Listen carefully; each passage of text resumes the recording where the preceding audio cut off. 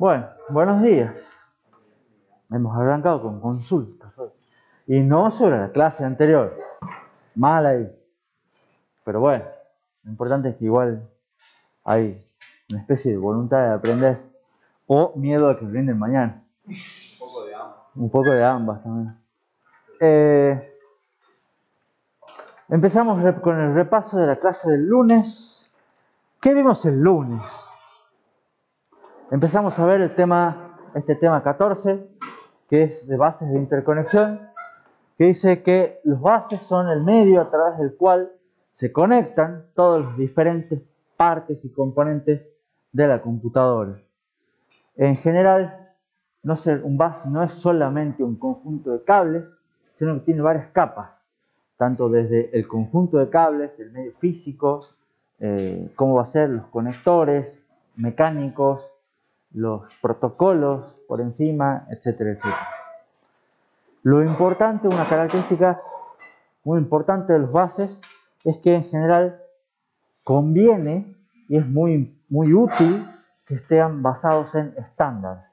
¿Por qué? Porque como tenemos múltiples dispositivos, múltiples fabricantes, múltiples tipos y todo lo demás, si no fueran basados en estándar, sería muy complicada la compatibilidad entre ellos y el manejo entre ellos. Entonces, el estándar nos asegura compatibilidad, efectividad, eficiencia y que todo ande más o menos bien. Por eso ustedes pueden ir y comprar cualquier conector USB, cualquier adaptador de tal a otro y a la larga funciona todo.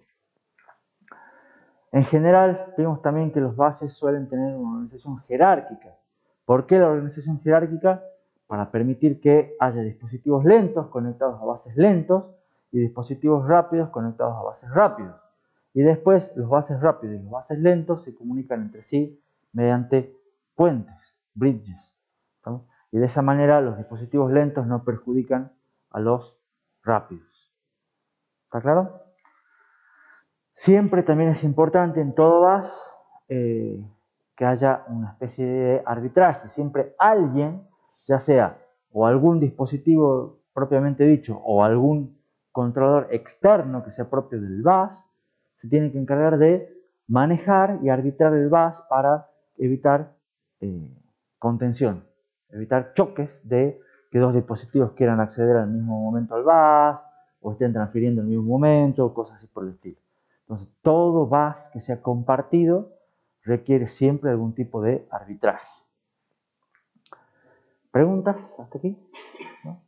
Hemos visto después que hay un montón de posibles clasificaciones de bus. Simplemente yo se las mostré para que ustedes ya algunas ya las habían visto, para hacer un refresco. Hemos visto algunas topologías de redes y la idea de las dos es que no es que sean expertos en bases ni en comunicaciones, para eso tienen otras materias de comunicaciones en la carrera, pero hay una amplia variedad de vueltas.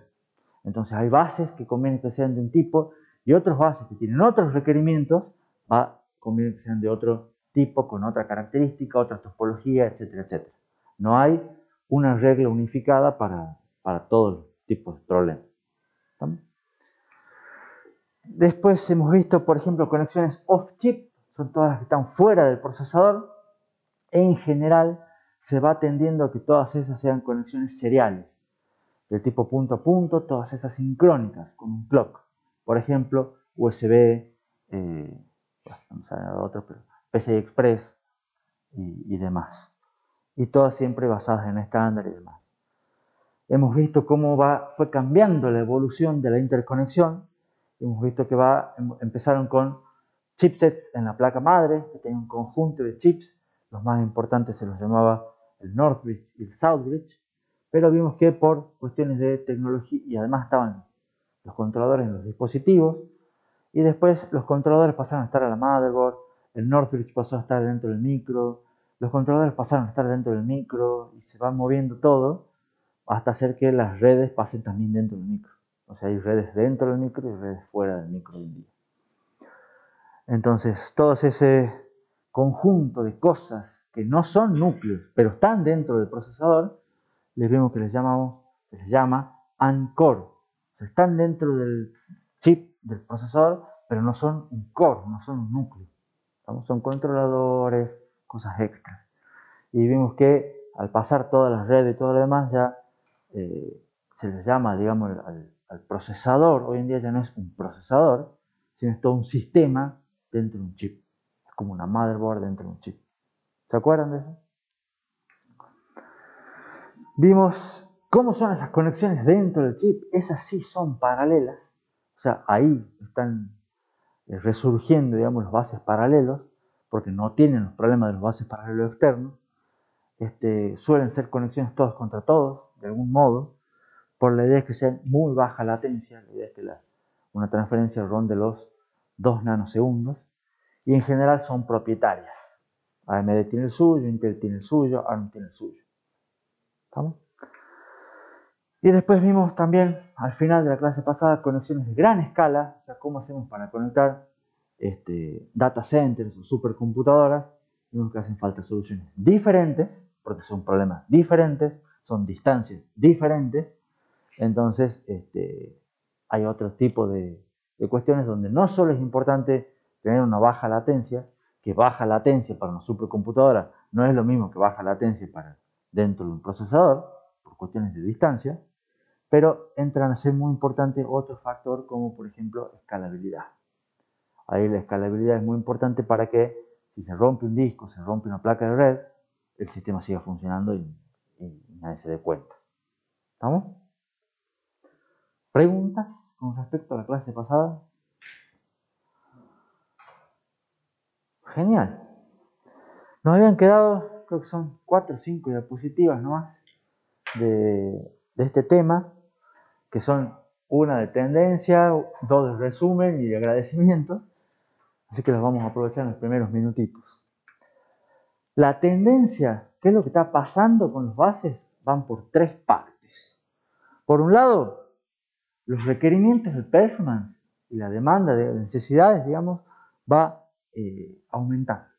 O sea, siempre aparece el nuevo juego, la nueva placa gráfica, el nuevo procesador, el nuevo dispositivo, el nuevo algo que requiere más velocidad, más, ya sea tasa de transferencia o ya sea más o menor latencia. ¿Estamos? Entonces, con eso, los bases a veces se pueden ir quedando atrás porque el procesador aumenta su velocidad, la memoria aumenta su velocidad, pero si el bus no aumenta su velocidad, estamos en la misma. ¿Estamos? Entonces, los bases normalmente van aumentando o van apareciendo nuevas versiones de los bases que aumentan el ancho de banda o disminuyen la latencia, y si por cuestiones X no se puede hacer una nueva versión del bus, suele aparecer un nuevo bus. ¿Estamos? Entonces, eso es algo que es dinámico. Entonces, hoy en día yo a ustedes les estoy contando, les doy ejemplo de PCI Express y USB, pero hace 10 años no era lo mismo, y dentro de 10 años probablemente no sea lo mismo. Entonces, no sé si estaré yo, pero los bases se van moviendo, digamos.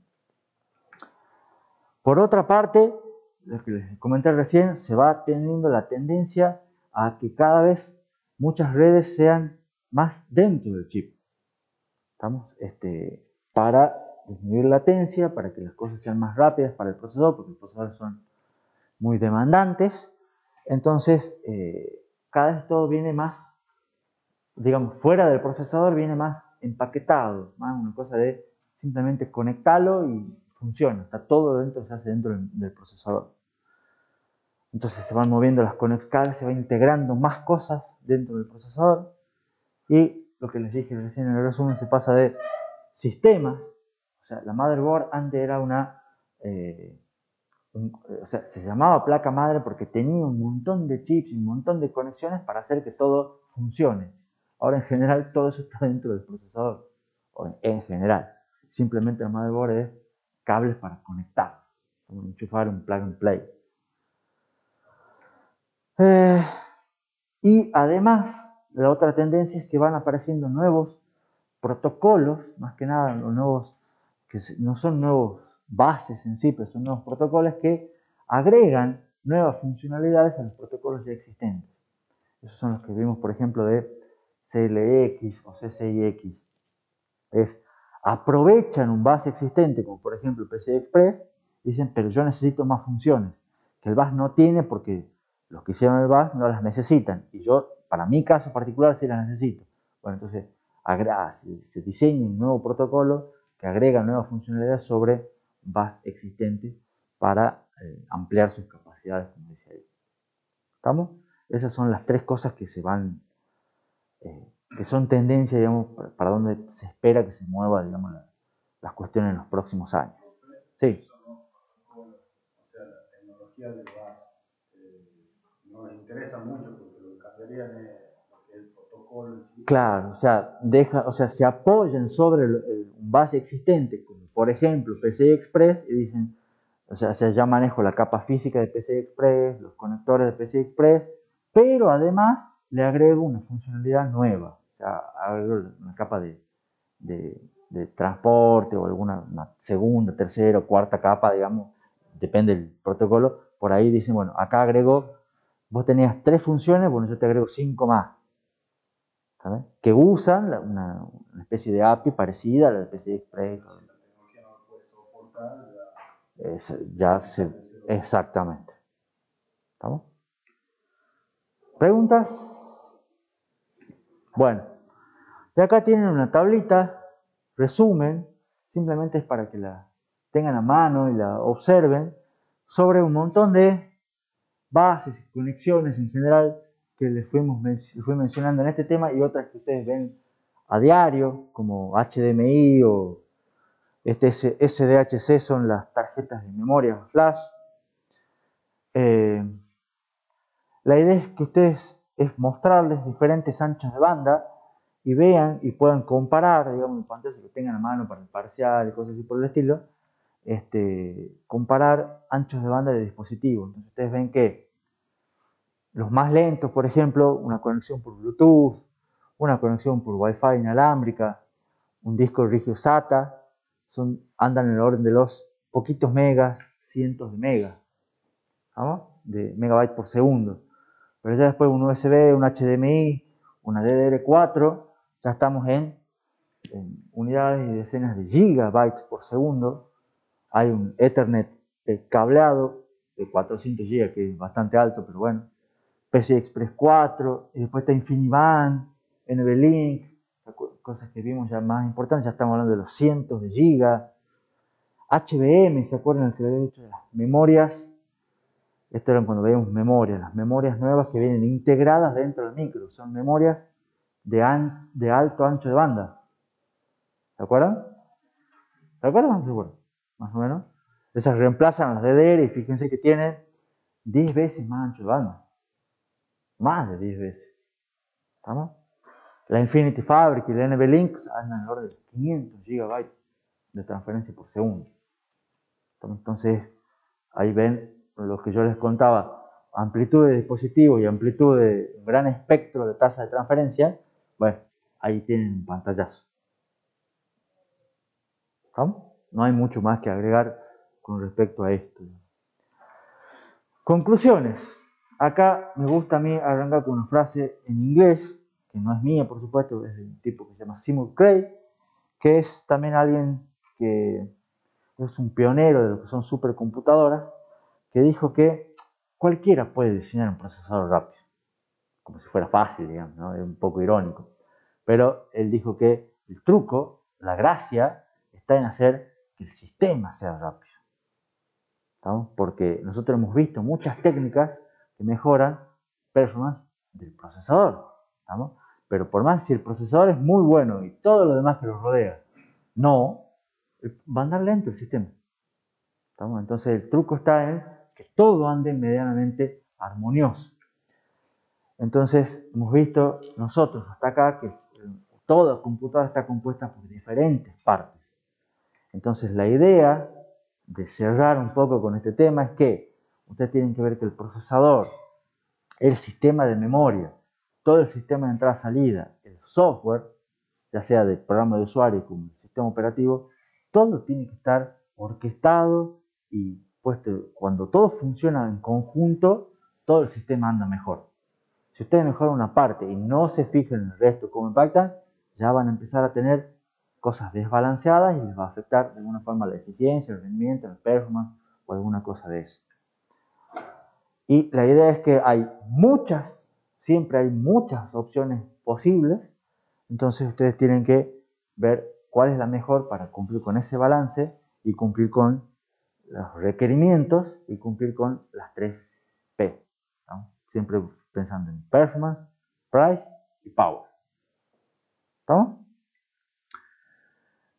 Entonces, hay 2 cuestiones que hay que observar para eso. Por un lado, que está puesto un poquito arriba, pero es crítico fijarse que los componentes y todo lo que uno vaya a poner cumpla con los requerimientos mínimos.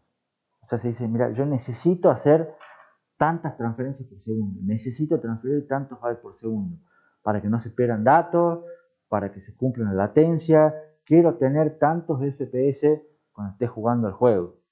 ¿Estamos? Entonces, esos son requerimientos mínimos que se deben cumplir. ¿Estamos? De latencia, de ancho de banda, de lo que sea. Pues cada sistema tendrá sus requisitos. ¿Estamos? Cantidad de dispositivos puede ser. Y por otro lado, es crítico, una vez que cumplimos los requerimientos mínimos, analizar los cuellos de botella. Que ustedes ya, el tema que vimos hace un montón, sigue siendo lo mismo. El cuello de botella es cuál es el componente más lento. Porque el componente más lento de todo el sistema, a la larga me va a estar limitando la performance de todo el sistema. ¿Está claro? Entonces, encontrar el cuello de botella y tratar de mejorar ese aspecto para no, según la ley de Amdahl, no perder tiempo mejorando cosas que no me van a influir en el sistema en general. ¿Preguntas? ¿Nada? Como resumen, casi lo mismo que vimos al principio. Bases, el medio a través del cual se electrones es distinto, no es un conjunto de cables, muchas capas, estándares, jerarquía, puentes, arbitraje. Las métricas importantes son ancho de banda y latencia. También está escalabilidad, tolerancia a fallos, eficiencia energética, muchos tipos. Las conexiones fuera del procesador son seriales sincrónicas punto a punto. Cada vez se va poniendo más conexiones dentro del micro. Las conexiones dentro del micro son paralelas, de muy baja latencia, es lo más importante, propietarias, y lo importante es considerar el sistema completo. Validar los requerimientos mínimos y encontrar posibles cuellos de botella. ¡Tarán! Vamos a la casa. Se rompió la televisión.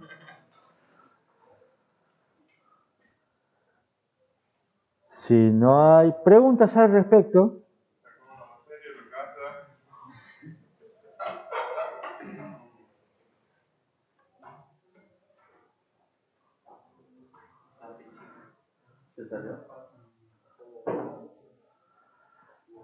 vamos a arrancar con tema nuevo. Tema nuevo implica, vamos con el cronograma, vamos bien.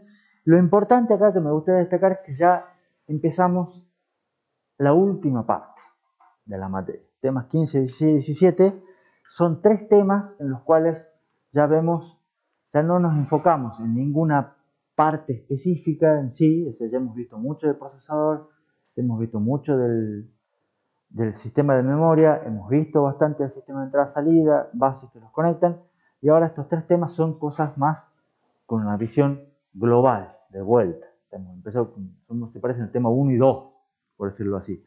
Vamos a ver ya un sistema completo. ¿Estamos? Y con eso ya terminamos y vamos para el parcial. ¿Qué es lo que vamos a ver acá? Vamos a hacer un repaso de los conceptos del consumo de energía y la Powerwall que vimos en el tema 2. ¿Se acuerdan cuando vimos las 3 P? Bueno, vamos, ¿no? Como no, yo espero que no se acuerden, vamos a hacer un pequeño repaso. Y vamos a ver un montón de técnicas de reducción del consumo, mejora del proceso, paralelismo, escalado dinámico de tensión y frecuencia, técnicas de gating, procesadores heterogéneos.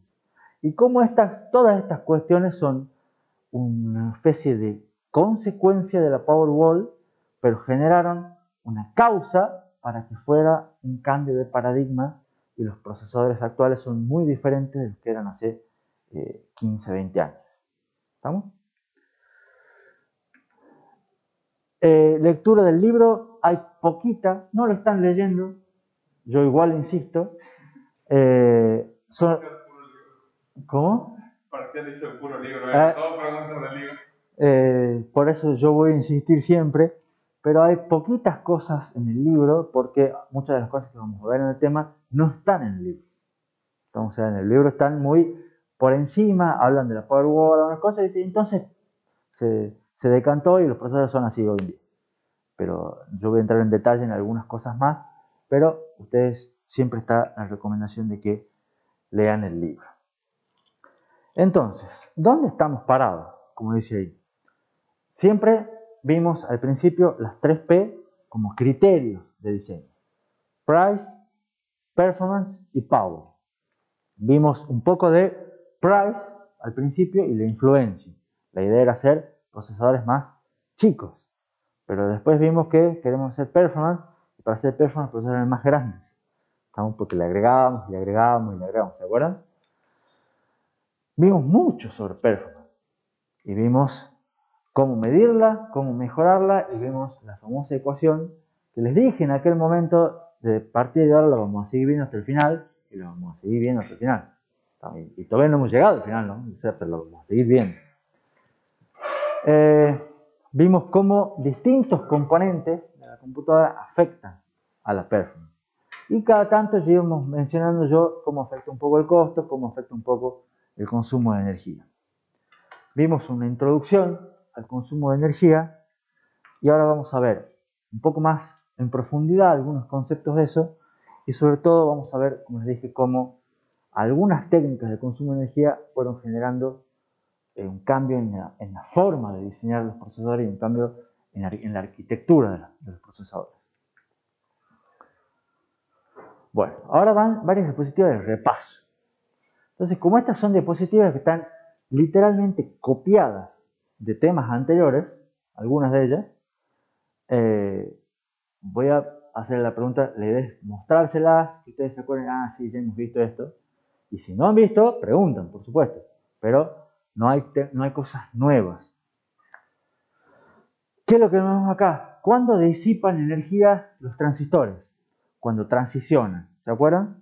Porque todos tienen un modelado con un capacitor de carga, entonces hay que esperar que se cargue ese capacitor o se descargue ese capacitor y el tiempo que demora en cargar ese capacitor produce una disipación de energía, o sea, no se produce una disipación de energía en la carga o en la descarga. Después de varios análisis vimos que hay una ecuación de consumo dinámico de energía que son varias constantes, no me importa, multiplicado por la capacitancia, eso sí es importante, la capacitancia efectiva de todo el procesador, multiplicado por la frecuencia a la que trabaja el procesador. Cuanto más rápido se transicionen esos transistores, más rápido va a ser el consumo de energía, y multiplicado por la tensión de alimentación al cuadrado. Esos son los tres factores críticos. ¿Estamos? C, B al cuadrado y F. Vimos también en su momento que no es fácil reducir el consumo de energía. ¿Por qué? Porque si bajamos frecuencia, en general nos lleva a bajar la performance. Y no queremos bajar la performance, queremos mantener performance o aumentar performance. En general, vimos que también que tensión y frecuencia suelen estar relacionadas.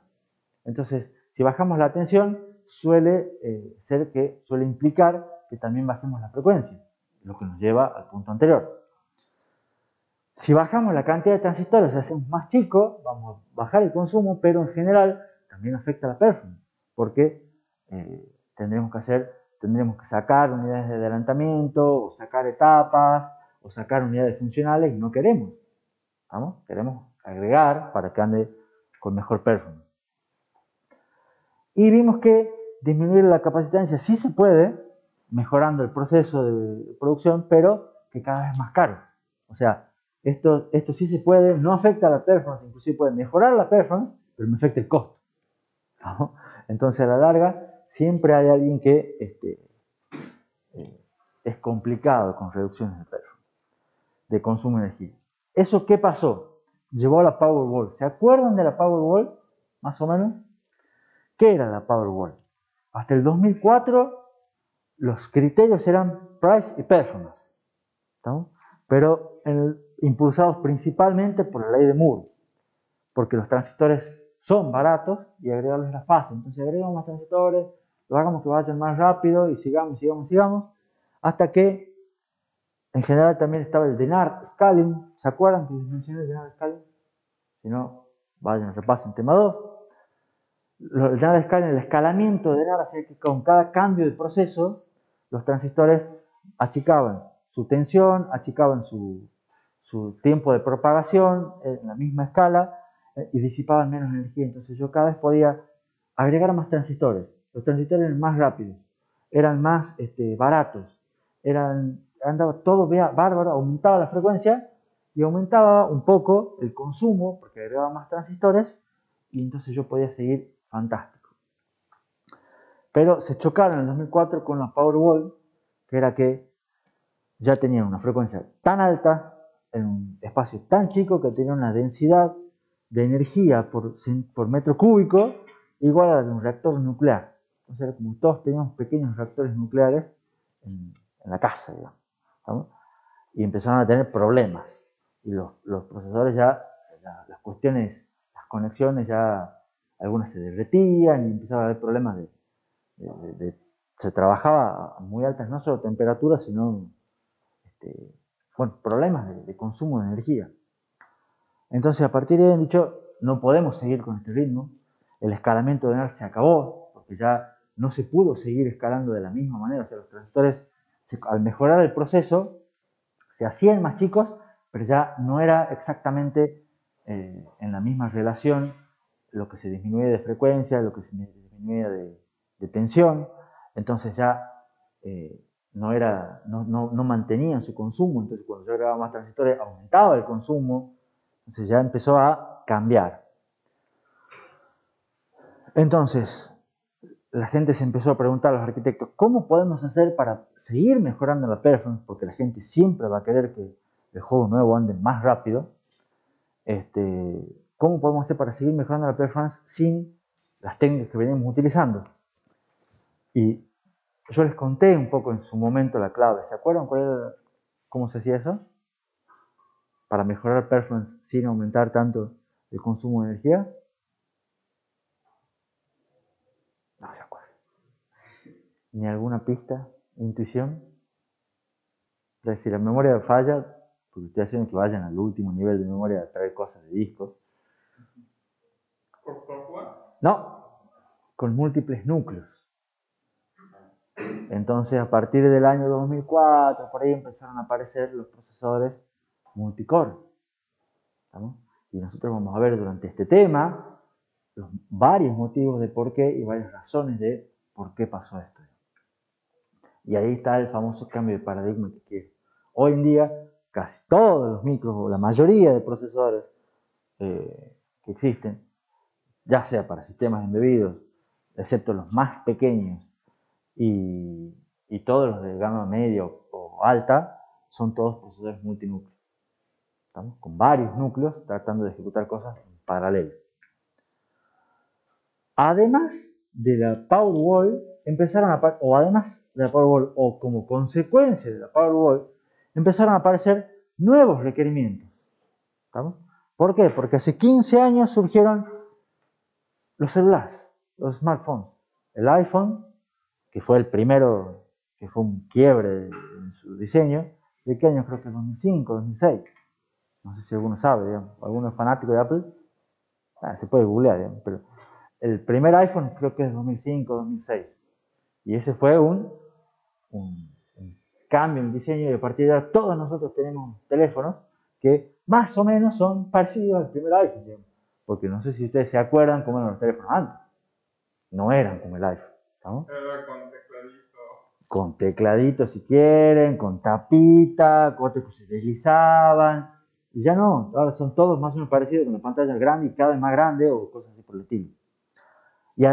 Pero la importancia no solamente del iPhone es que, llamémosle tablets también, es lo mismo, La idea es que son dispositivos que no existían de algún modo antes, que son dispositivos que tienen conexión a internet permanente, de algún modo, y que operan con batería. Todos los procesadores antes asumían que vos los enchufabas. ¿Estamos? Entonces, no era tan común tener un procesador de gama alta operado a batería, como es hoy en día lo que ustedes tienen en el celular. También apareció al mismo tiempo el concepto de cloud computing.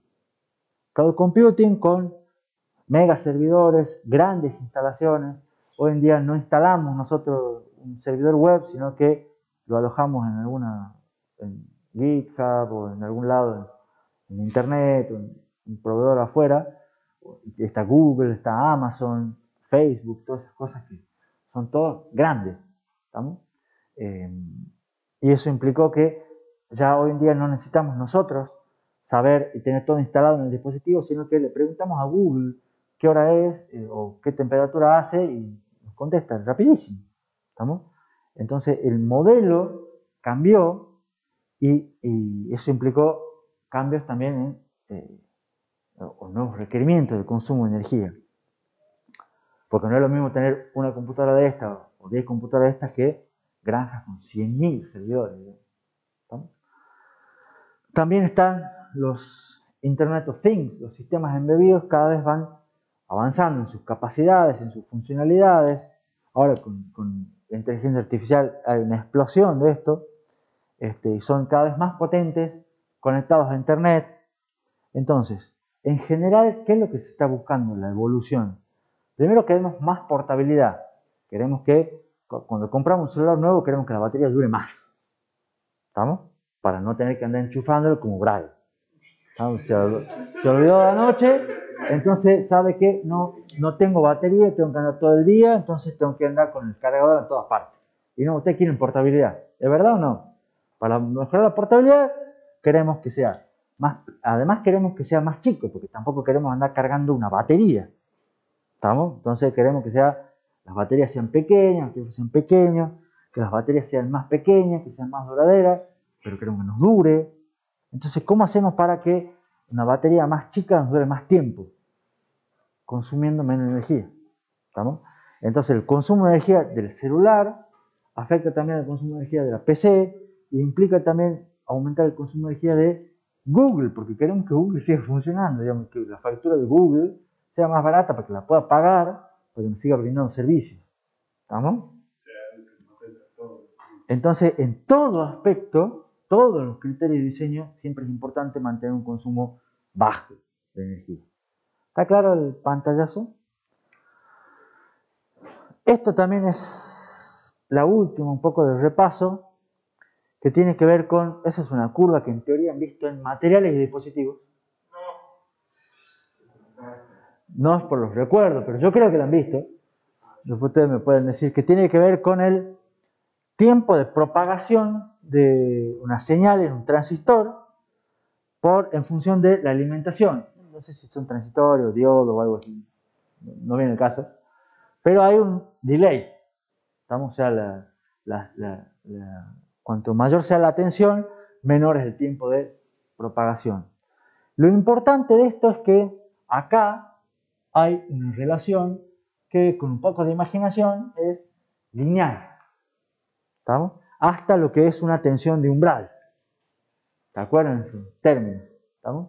Entonces uno puede decir, si yo trabajo siempre en este rango, yo a medida que puedo mover la frecuencia, puedo mover la tensión de alimentación, va a cambiar el tiempo de propagación, que es una cuestión que está relacionada con la frecuencia a la que cambian los transistores.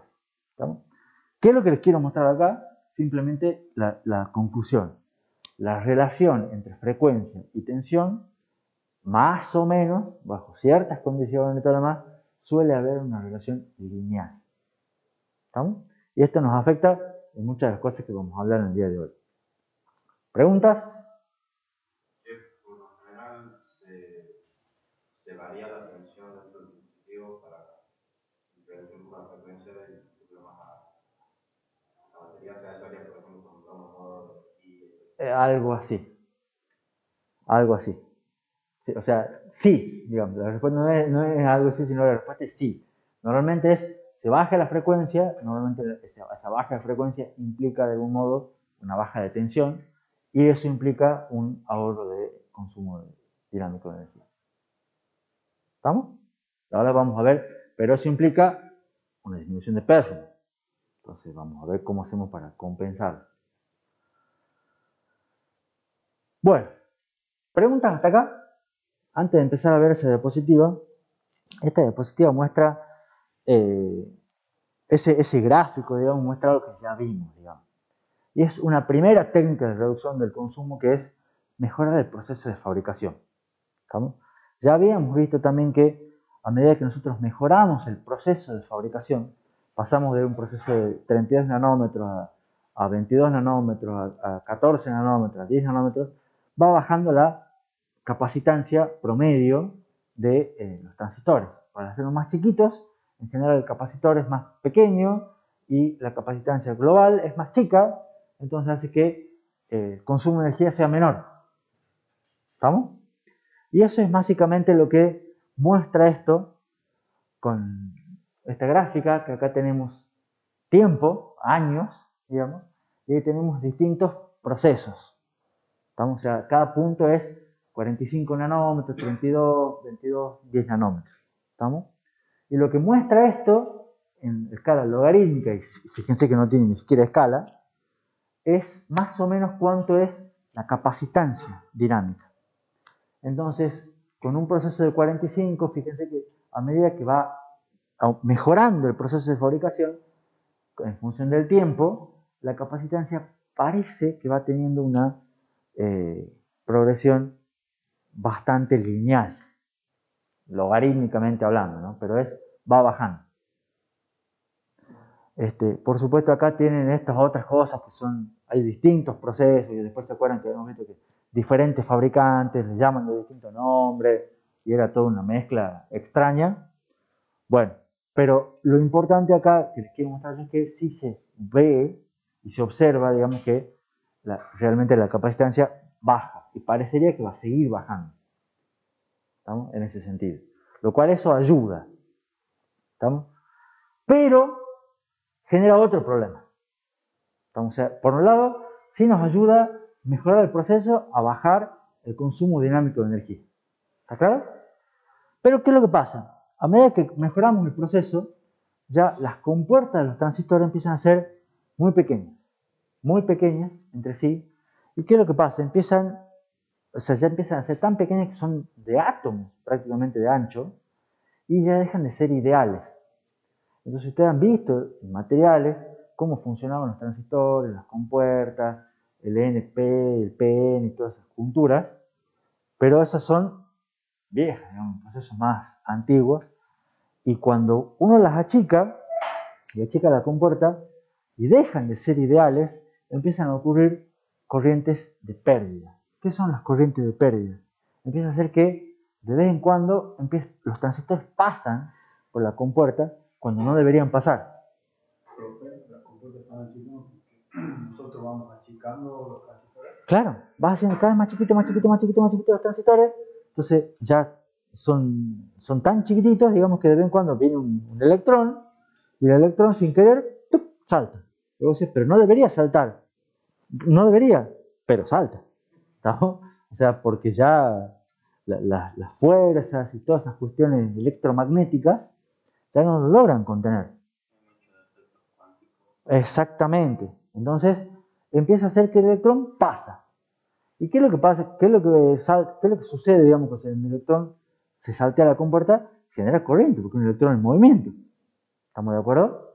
Entonces son corrientes que ustedes tienen cuando no deberían tener.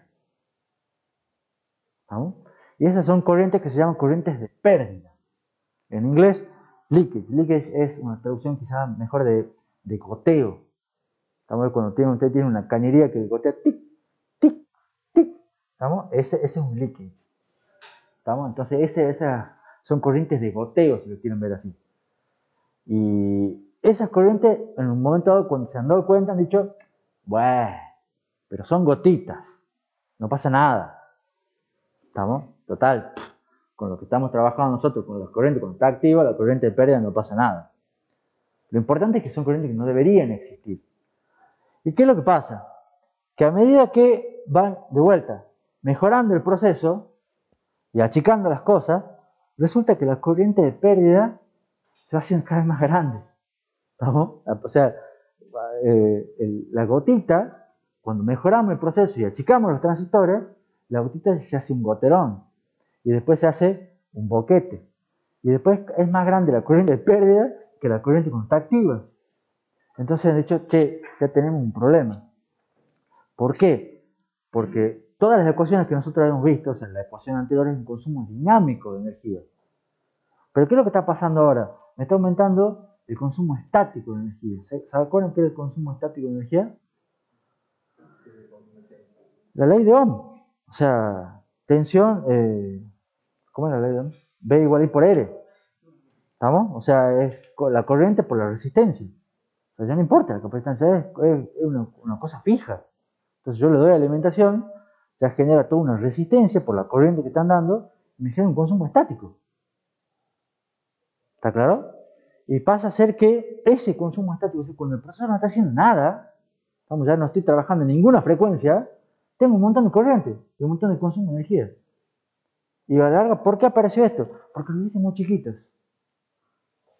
Entonces, antes, o sea, siempre tenían consumo estático, pero antes era tan bajo, tan poco importante que era despreciable.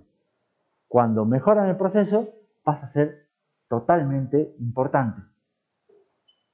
¿Se entiende? Entonces, esto es parte de una conclusión de que pueden decir, no conviene siempre mejorar el proceso de fabricación, porque a veces me puede aumentar el consumo de energía. ¿Está claro? ¿Cómo se puede reducir esta corriente de pérdida? En general se reduce cuando uno disminuye la corriente a normal, porque están relacionadas entre sí. Pero disminuir la corriente normal implica a su vez disminuir la frecuencia. ¿Por qué? Porque implica que si yo tengo menos corriente, el capacitor va a tardar más tiempo en cargarse, entonces va a tener un delay mayor. ¿Ven cómo se relacionan las cosas? Entonces, ¿cómo podemos hacer? Por un lado quiero más performance, pero quiero menos consumo de energía. Mejora el proceso, pero estoy viendo que mejora el proceso, me aumenta el consumo de energía, entonces estoy en el horno. Y lo que se suele hacer, o la conclusión a la que se llega al respecto, es algo que se conoce como adaptar el proceso al producto, que va dado por esa gráfica, no viene dado, sino que es una pequeña conclusión que se puede observar acá, que el resumen es, no todo el mundo, ni todos los procesadores necesitan el mejor proceso de fabricación. ¿Estamos? Hay distintos productos que van a tener distintos requerimientos que pueden estar funcionando en distintos procesos de fabricación. Entonces, la idea es que este gráfico muestra la corriente de pérdida en función de la corriente activa. ¿Estamos? Y la idea es que cuando yo necesite alta performance, o ciertas cuestiones de alta performance, voy a trabajar en el rango de, siempre esto va a estar medio en diagonal, en el extremo de derecho superior derecho. Y ahí voy a tener una alta corriente, una alta frecuencia y una alta corriente de pérdida, pero la voy a aceptar, es decir, me la banco y busco cómo hacer para reducirlo. Pero otros casos, ya sea para procesadores de celulares o para cosas cada vez más chicas, no requieren tanta performance. Entonces, ¿qué es lo que hago? Los hago en un proceso de fabricación más barato, más simple, no me voy a los 5 nanómetros, los dejo en 32. ¿Estamos? Me resultan más baratos, andan bastante bien, no tengo tanta performance, pero porque no la necesito. ¿Se entiende? Y esto también está vinculado al tema de los chiplets. ¿Se acuerdan los chiplets?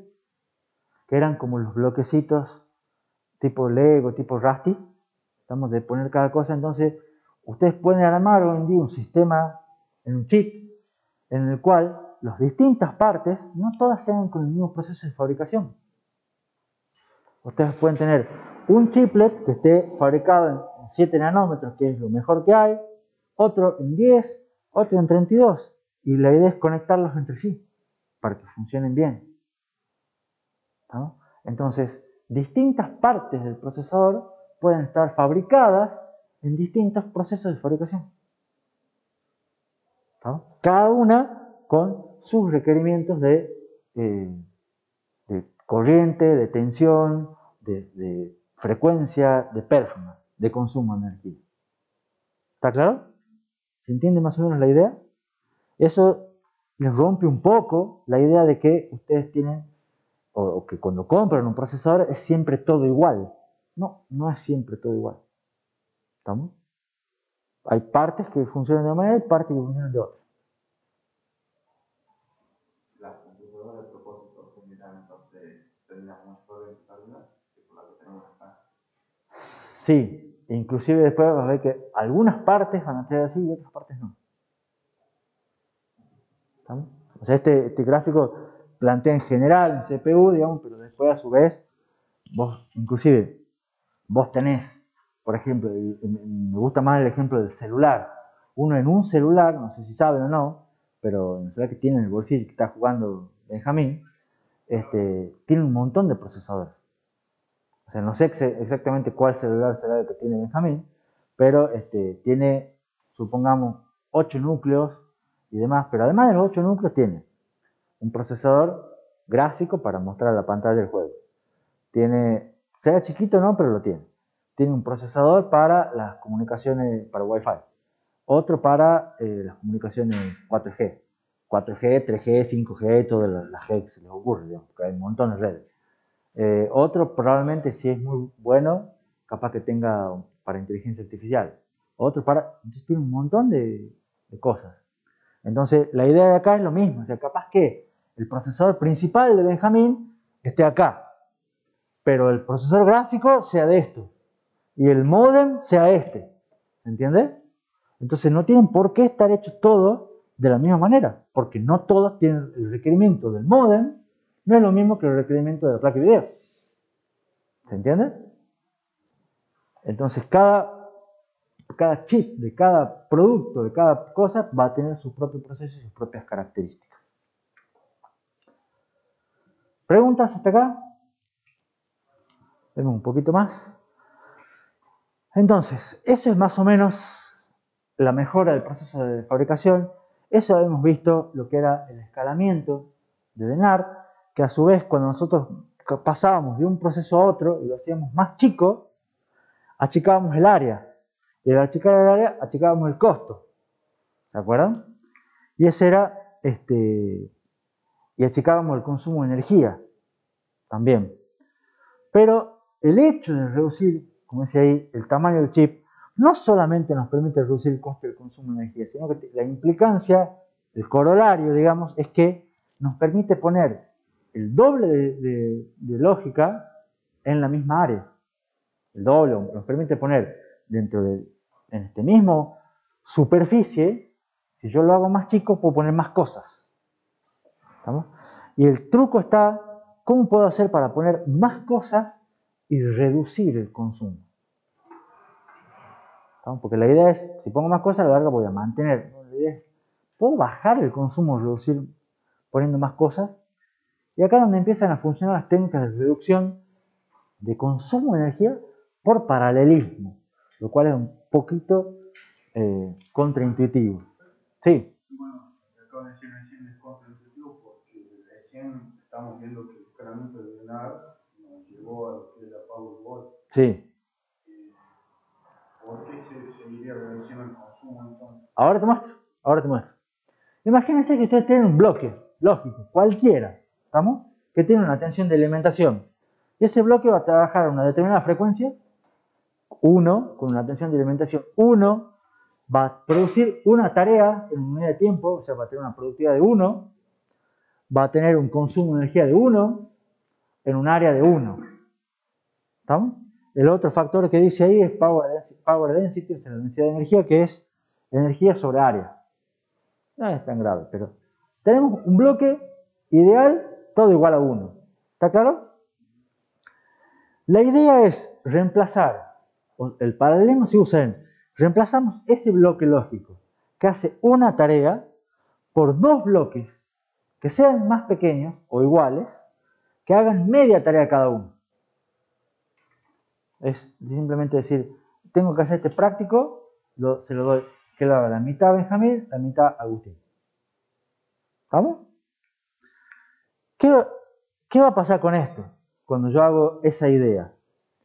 Yo tengo ahí los dos bloques. ¿Vamos? Lo primero que pasa es que la frecuencia la puedo reducir a la mitad. ¿Por qué puedo reducir la frecuencia a la mitad? Porque la idea es que ahora cada bloque haga la mitad de la tarea en el mismo tiempo. ¿Estamos? Entonces, si hacen media tarea en el mismo tiempo, yo les puedo bajar la frecuencia a la mitad. ¿Está claro para todos?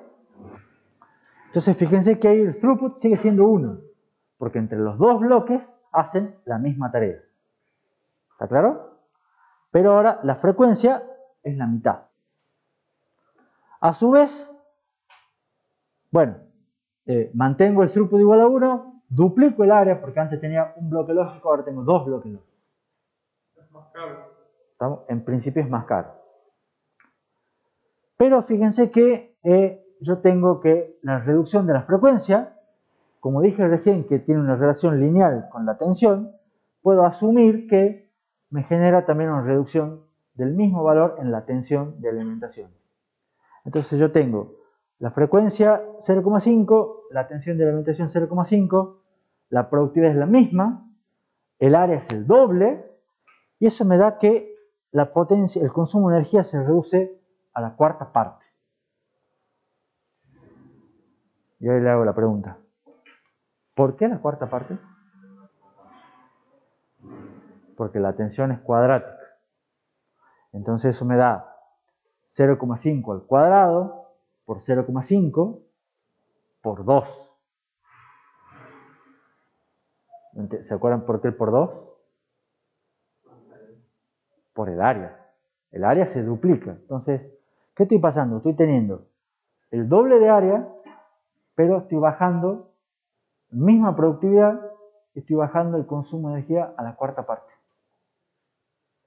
¿Lo ven?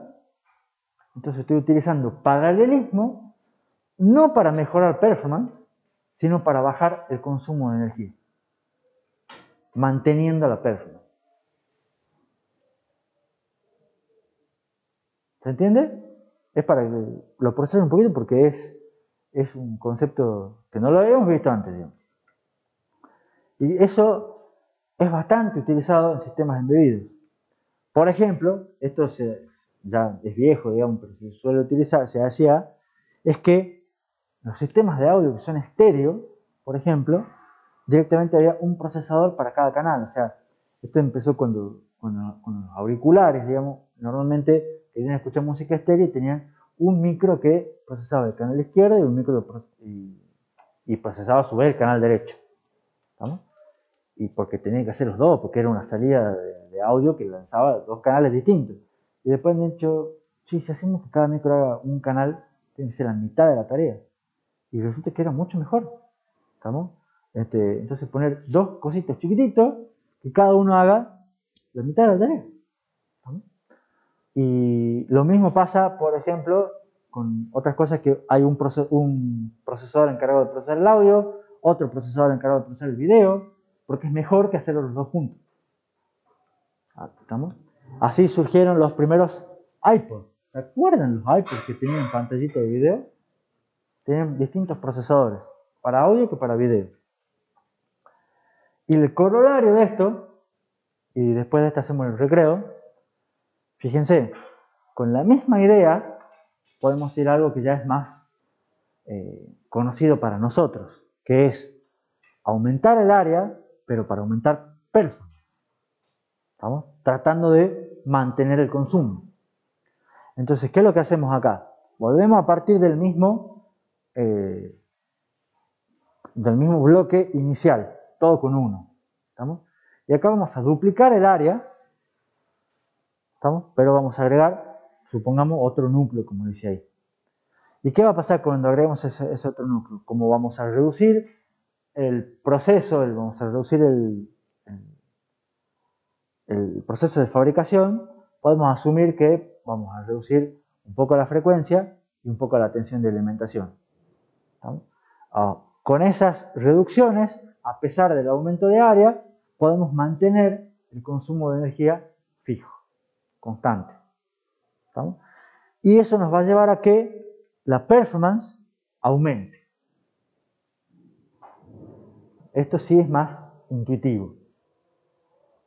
Pongo más transistores, aumenta la performance, pero logro, de algún modo, mantener constante el consumo de energía.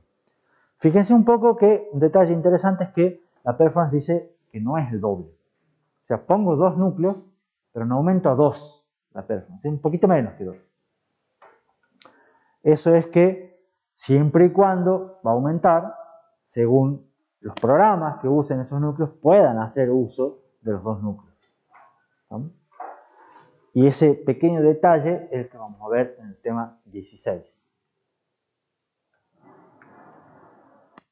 Y ahora hacemos el break. O sea, nunca se trata de mantener el área constante. En general, vos vas a tratar de mantener un poco el área constante, pero con otras cosas. ¿Entendés? O sea, vos vas a mejorar, vas a agregar funcionalidades y de esa manera vas a mantener el área constante, o vas a mantener el área constante, pero porque en realidad agregas más núcleos. O sea, reducís un núcleo, le pones otro y mantienes el área constante. ¿Me entendés? Lo vas a hacer todo lo que tenga que ver con vas a jugar ahí con el proceso de fabricación, con el área, con los núcleos, vas a tratar de ir viendo qué es lo que puedes pagar y todas esas cosas. A veces vas a mejorar un poquito más, otras veces vas a mejorar un poquito menos, a veces te conviene achicarlo, a veces te conviene agrandarlo, y así. ¿Ustedes no estarían viendo la diferencia entre esta con la gráfica anterior? Acá vos tenés que el área se duplica, la energía se mantiene constante y aumenta la performance. En la anterior, el área se duplica, pero la performance se mantiene constante y bajas el consumo de energía. Acá performance es el throughput, la productividad. La performance la mantenés igual y bajas el consumo. O mantenés igual el consumo y aumentás la performance. O en el medio. Si en vez de duplicar el primero, o sea, con el segundo caso, Sí. hacemos el primer caso, pero en vez de tenemos 4, ¿va a ser lo mismo o sería mejor entonces? ¿Cómo? A ver. O sea, el primer caso ¿Estás hablando de esto o del anterior? es una mezcla de dos. Bueno, a ver, dale. A ver, en este estamos duplicando núcleos. Sí, Y en este caso mantenemos el mismo power, el mismo consumo de energía. sí, Y mejora la performance. sí. En el primer caso, estamos disminuyendo el consumo de energía a la mitad. A la cuarta parte. Entonces, ¿qué pasa si ponemos en vez de 2 núcleos 4? En el caso anterior son peores, por así decirlo, ¿no? ¿Va a ser lo mismo que en este caso? ¿Sería mejor? Siempre va a ser, vos vas a tener que ir jugando. O sea, más allá de que si pongas 2 o pones 4. No pasa por ahí. El tema, la conclusión, digamos, que les quiero mostrar, que ustedes deberían sacar con estas diapositivas, es que te permite jugar y vos podés mover esas variables de área, consumo de energía y performance de manera tal de vos podés mantener alguna de ellas constante. Por ejemplo, mantengo el consumo de energía constante y aumento la performance. O mantengo la performance constante y bajo el consumo de energía. ¿Estamos? O como dice, todo implicado en un aumento del área. Bueno, pero aumento el área, pero mejora el proceso de fabricación. Entonces mantengo el tamaño total constante. Y así vas jugando pero te aumenta el costo. O te aumenta el costo del proceso, pero te disminuye el costo del chip. Entonces, son todas variables que tenés que ir moviendo. Y en general, no es tan lineal como lo bajo a la mitad, lo bajo a la cuarta parte, o mejora 2 núcleos, o con 4 es mejor que con 2. Probablemente una cuestión, el análisis puede hacer lo mismo y con 4 sea mejor que con 2. Pero ya va a depender de vuelta de, podés, por ejemplo, en el ejemplo que te di de los procesadores de estéreo para audio, vos tenés 2 canales y no tenés 4 canales. Entonces vos decís, uy, lo parto en 4, pero ¿cómo lo partís? Y vamos de vuelta a las cuestiones que habíamos visto cuando veíamos pipeline, donde se puede dividir la tarea. Entonces, capaz que sí, capaz que no. Acá te hago la misma consideración. Es, ¿los programas van a usar los núcleos o no? Si los usan, y bueno, capaz que sí te comen a 4. Si no los usan, quédate en 2. Entonces, tendrás que ir viendo, digamos.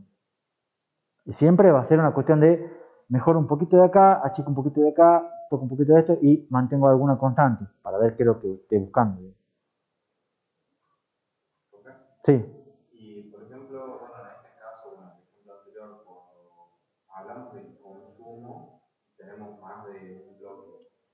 Hablamos del consumo global de los dos, o sea, en el Del anterior consumo. teníamos el consumo bajaba Sí. a la cuarta parte. Sí. Esa cuarta parte sería para cada bloque, o sea, cada bloque consume una cuarta parte, o el sistema consume una cuarta parte. En general el sistema consume porque en el ejemplo anterior y en este, vos ya estás considerando que es el área del doble.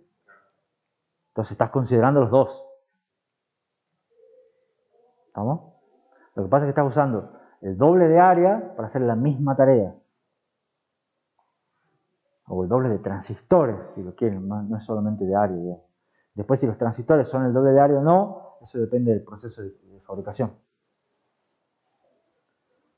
¿Hacemos un recreo? Igual estoy ahí.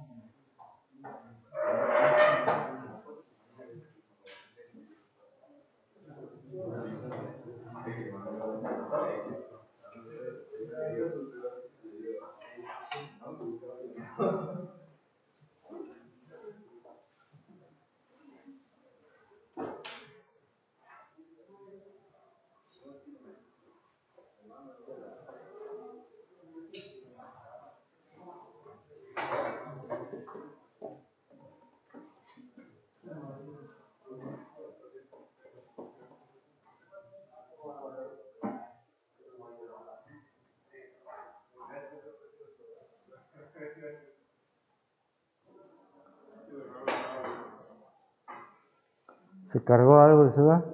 Sí, profe, bien. No, como ahorita no está.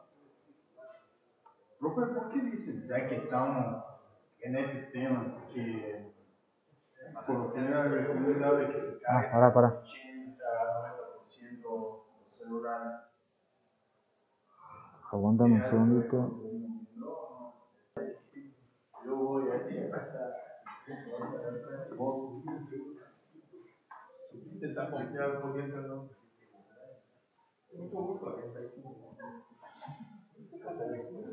Voy a poner pausa hace un rato en la grabación. No, estoy grabando todo, profe. No todo, pero se va a volver un poco tuquina cuando ve el video. Si lo ve. ¿Cómo? Algunas partes. Bueno, retomando, el cronograma está medio fácil, por eso a ver si hacen preguntas. Hoy hemos empezado el tema 15. Mañana tienen clase práctica a las 15, donde rinden la evaluación del TP6, con la que sé que varios están renegando. Estamos listos para los ataques. Me gusta, siempre en la actitud. Digamos. En teoría, entre hoy y mañana también se va a publicar el TP7, que es el que se rinde la semana que viene, y abarca temas 13, 14 y 15. Estamos en el tema 15, que es más o menos el que estamos viendo ahora también. El viernes vamos a terminar el tema 15 y vamos a arrancar con el tema 16. Y el lunes vamos a seguir con tema 16, que ya es el penúltimo. ¿Cómo? No es feo. A mí en particular me parece que está bastante bueno, pero es más denso. Tampoco tanto, pero bueno. Para mí lo peor es pasar, no es el 17. Lo peor es pasar calle en memoria virtual. Claro, eso, o sea, no va a ser como eso. No va a ser como eso. ¿Preguntas? Bueno. Depende, veamos cuando llegue, digamos. Entonces, estamos viendo reducción de consumo de energía mediante paralelismo. Y acá les cuento que ahí dice que uno de los primeros procesadores que empezó a hacer este tipo de cosas fue el procesador Cell, que es el procesador de la PlayStation 3.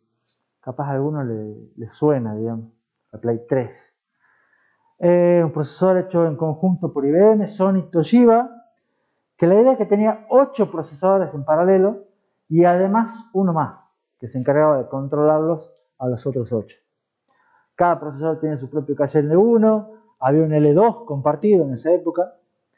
Cada procesador puede emitir 2 instrucciones por ciclo y que tenía 7 unidades de ejecución. Y esa idea de tener varios núcleos hoy en día es común, digamos.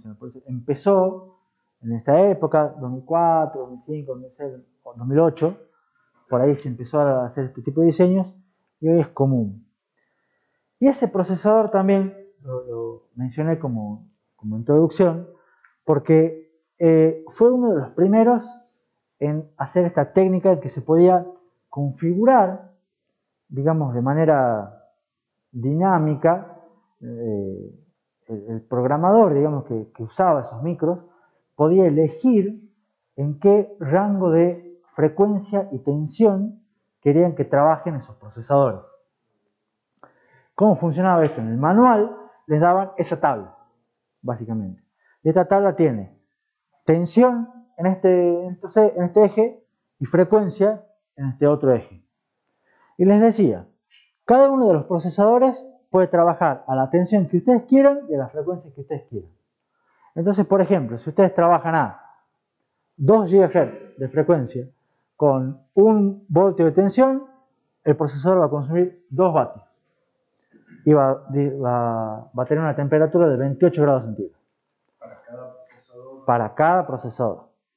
Y si después se van al otro extremo y trabajan a 5 GHz, ustedes pueden tener, solamente pueden tener 1.3 voltios, no los pueden alimentar con esta tensión porque el procesador falla, y va a trabajar a 63 grados centígrados y va a consumir 11 vatios de potencia. ¿Se entiende? Lo primero que hay que destacar es que hay una zona que está prohibida. En esta zona no se trabaja, no se rompe. Entonces ustedes tienen todas las otras combinaciones. ¿Y qué es lo que permitió esto? Decía, la idea era, o lo primero que se notaba es que, fíjense que pueden bajar F manteniendo la tensión. Les vuelvo a poner. Supongamos que ustedes tienen una tensión fija. Supongamos acá un vatio que es el que está a mi altura en mi dedo, que estoy petizo. Ustedes trabajan acá a 4 GHz, este justo no tiene, pero trabajan a 3.8 GHz de frecuencia con un vatio y consumen 3 con un voltio, perdón, consumen 3 vatios. Si ustedes van bajando la frecuencia de trabajo, ven que acá a 2.8 ya consumen 2 vatios. ¿Se ve? Con la misma tensión. Y ustedes pueden observar, si quieren más arriba, tiene una progresión similar. Entonces, ¿cuál era el análisis que se empieza a hacer?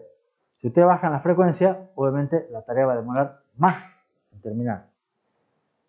¿No? Entonces baja la performance. Entonces, lo que se busca, lo que decían, lo que se buscaba hacer era hacer que podemos bajar la frecuencia de trabajo, bajar a su vez la tensión de alimentación para bajar el consumo, pero mejorar o duplicar la cantidad de trabajadores para mantener la performance. Que es algo como la idea del bloquecito lógico que hemos visto. Acá ya es más con procesadores. Por ejemplo, tenemos un procesador, ustedes si la tienen la tableta a mano o no, para no tener que andar yendo y viniendo, pero supongamos un procesador que está a 4,4 GHz y con una tensión de alimentación de 1.2 voltios, dice que consume 7 vatios. Entonces estamos en 4.4 GHz, estamos acá, en esta columna, con 1.2 estamos acá. Entonces podemos trabajar con un núcleo, haciendo una tarea y trabajamos en este sector. ¿Está claro? Pero si nosotros pudiésemos hacer, bueno, fíjense que hay un procesador de 2,2 GHz con 0,9 voltios que consume 1 vatio. Entonces vamos de vuelta a la tablita, tenemos 2,2 GHz, 0,9 voltios, 1 vatio, este está más cerca mío. ¿Estamos?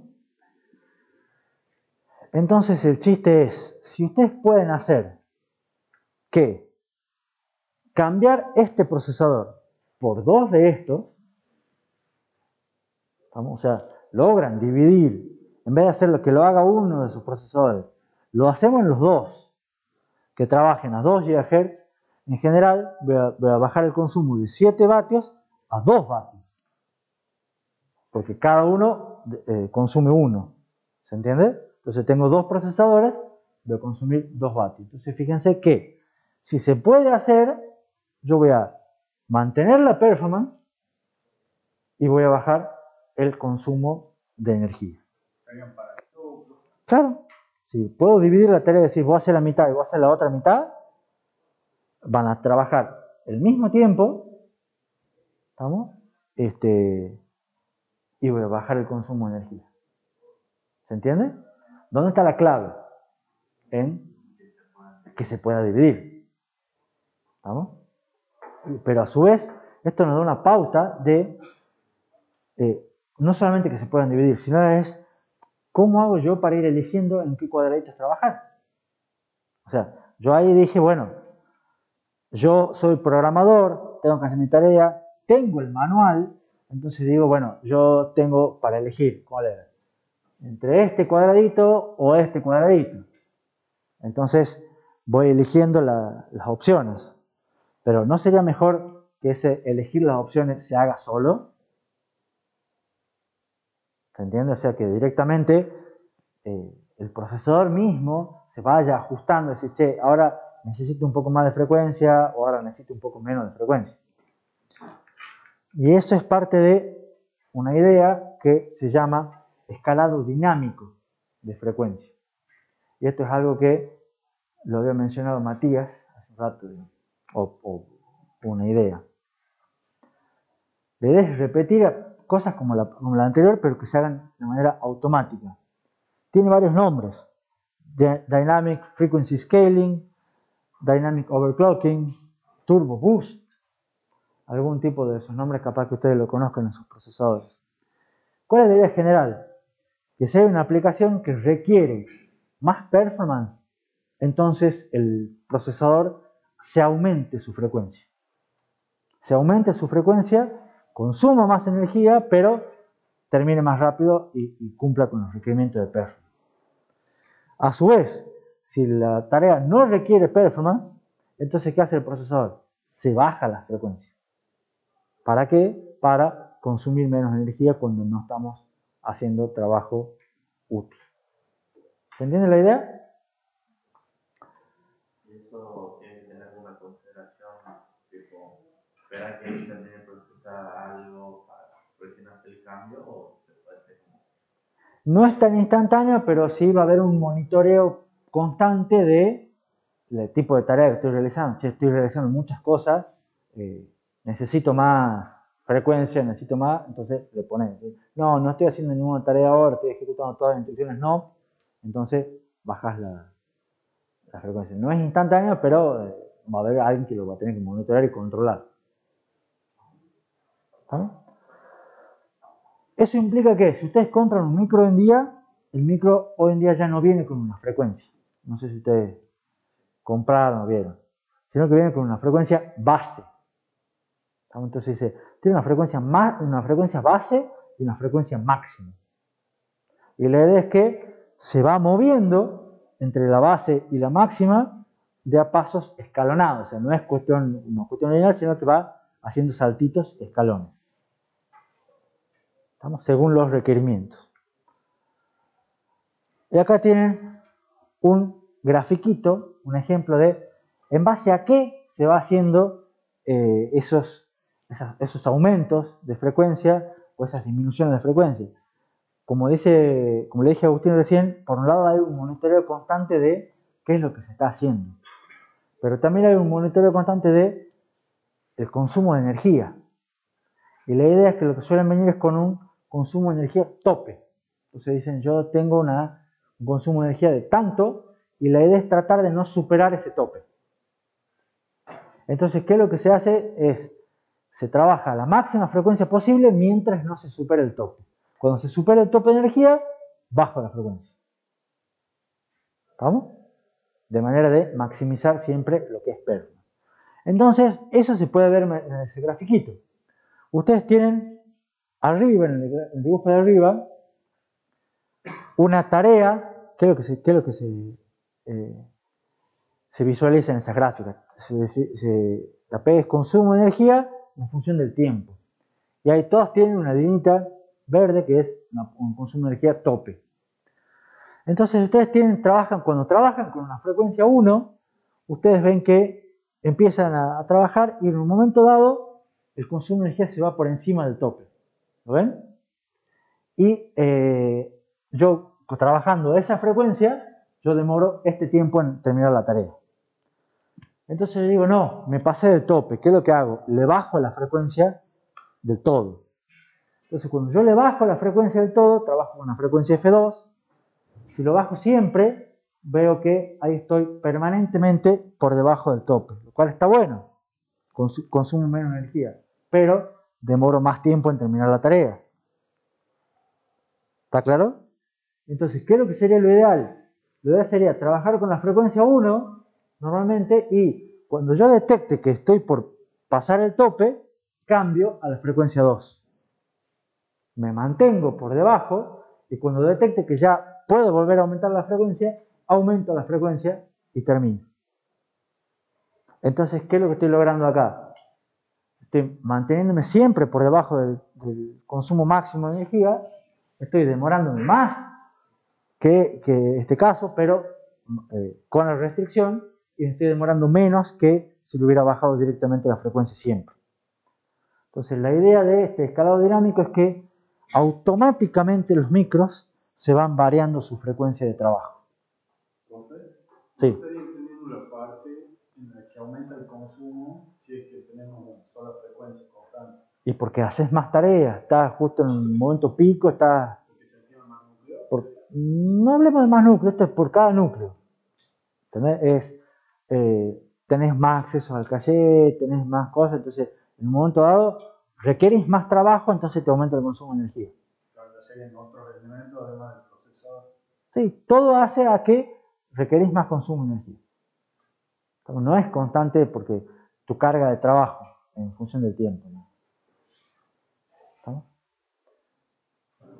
¿Se entiende la gráfica? ¿Se entiende este escalado dinámico de frecuencia? Haciendo otro análisis diferente, pero que nos va a llevar al mismo lugar, esta gráfica muestra, creo que está puesto,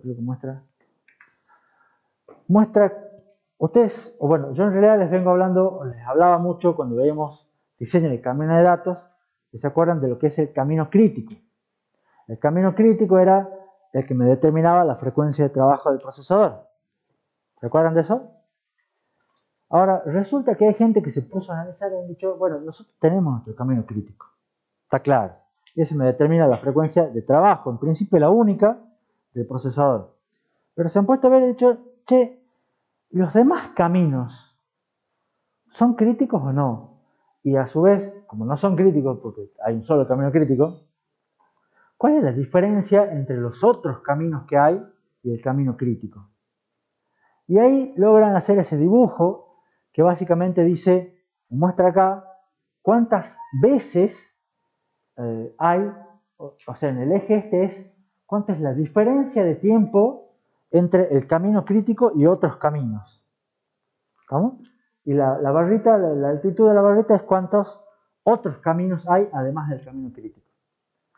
Entonces, ¿qué es lo que vemos acá? Que en general hay muchos caminos del procesador que le sobra tiempo. ¿Estamos? El camino crítico nos determina la frecuencia. Está claro eso. Pero tenemos muchas otras zonas del procesador en el cual le sobra tiempo. Es tan alto el la frecuencia y porque es tan bajo el camino crítico que los demás están trabajando de manera poco eficiente. ¿Se entiende? Porque les sobra tiempo a ellos. En ese caso, el camino crítico sería el 0, y los otros serían... El camino crítico es el 0, sí. ¿No? Me perturba un poco el menos 20, menos 40, pero el camino crítico es el 0. Porque ese es tu camino crítico. O sea, estas son diferencias de tiempo con respecto al crítico. Entonces vos vas a tener, por ejemplo, hay 50 caminos en los cuales tenés una diferencia de 80 picosegundos con respecto al crítico. ¿Ese va por el tema del PI cuando tenemos esta velocidad o...? Por ahí va. Hay un montón de otros caminos que no son críticos. Pensá en las etapas desbalanceadas, pensá cuando después has agregado unidades de adelantamiento, has agregado unidades de predicción de salto, has agregado todo lo que has ido agregando. Son un montón de cosas que no son críticas. ¿Vamos? Entonces, ¿qué dicen? ¿Qué podemos hacer? Y la consecuencia es que en realidad tampoco hace falta que todos trabajen a la misma frecuencia. Y acá les rompo un poco el esquema. O sea, los procesadores no solamente trabajan, ya les dije recién que no tienen una única frecuencia, sino que tienen varias, sino que además no todas las partes del micro trabajan a la misma frecuencia. Tienen como una frecuencia variable, pero por partes. Y esa frecuencia variable por partes lo que hace en realidad, lo que lleva a tener es un escalado dinámico de tensión. Porque tampoco tienen una misma tensión los procesadores. Lo que se hace son redes de múltiples niveles de tensión. Entonces hay varios niveles de tensión en los micros, y lo que se conecta son distintas partes del micro a distintos puntos de esas redes.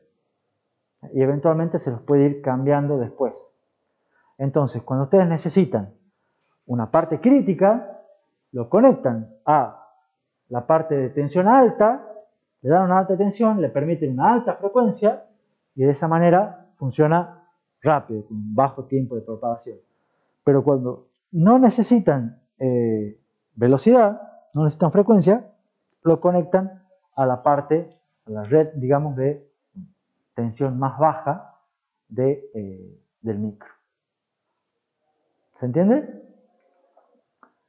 Entonces, en general, un mismo procesador hoy en día tiene múltiples niveles de tensión, múltiples niveles de frecuencia.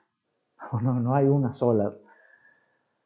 Las porciones del procesador fuera del camino crítico tienen menos tensión. Y como dinámicamente, o sea, la idea es que todos estos ajustes no se hagan fijos, sino que sean dinámicos. El escalado dinámico de tensión se llama Dynamic Voltage Scaling. ¿Estamos? Y en realidad no se hace junto, sino que se hace junto con el escalado dinámico de frecuencia y se llama directamente Dynamic Voltage Frequency Scaling. Se hacen las dos cosas juntas. ¿Estamos? Y ese escalado dinámico de frecuencia y tensión es algo que es totalmente común y muy usado en los procesadores desde hace 10 años más o menos. ¿Se entiende la idea? Después les quiero contar dos técnicas que se conocen de gating. ¿Qué son las técnicas de gating? Gating es una especie de enmascaramiento. Y el primer enmascaramiento es el power gating. ¿Qué es power gating? Como dice ahí, la idea es agregar unos transistores para directamente apagar bloques lógicos. O sea, les quito la alimentación. O sea, el transistor se pone entre el VDD y el bloque, agregar un transistor extra para directamente sacarle la alimentación a un bloque. Porque si le saco la alimentación, no consume energía. ¿Está claro? Yo agrego un transistor para apagar todo un bloque lógico del procesador. Entonces, apagan bloques que no se usan todo el tiempo. Yo detecto que, por ejemplo, estoy haciendo muchos cálculos de aritmético y no estoy usando la unidad de punto flotante, apago la unidad de punto flotante para que no consuma energía. ¿Cómo hace cuando lo use algo que quiere usarlo? Lo volvés a activar. Pero no voy a tener un tiempo de espera, digamos. Y es un transistor. O sea, controlar el transistor y se activa. O sea, para saber lo que llegar tendría que Es un delay, pero Es mínimo. Ok. es mínimo. lo detectaría por software. Lo detectás por software, vas a tener a alguien que te tiene que estar monitoreando qué es lo que estás haciendo y qué es lo que estás necesitando. Ojo, acá, atención, nunca se apagan los registros. ¿Por qué? Porque los registros almacenan valores, yo no puedo apagar un registro. ¿Estamos? Los registros, los latches siempre se mantienen, lo que se desactivan son otros tipos de cosas.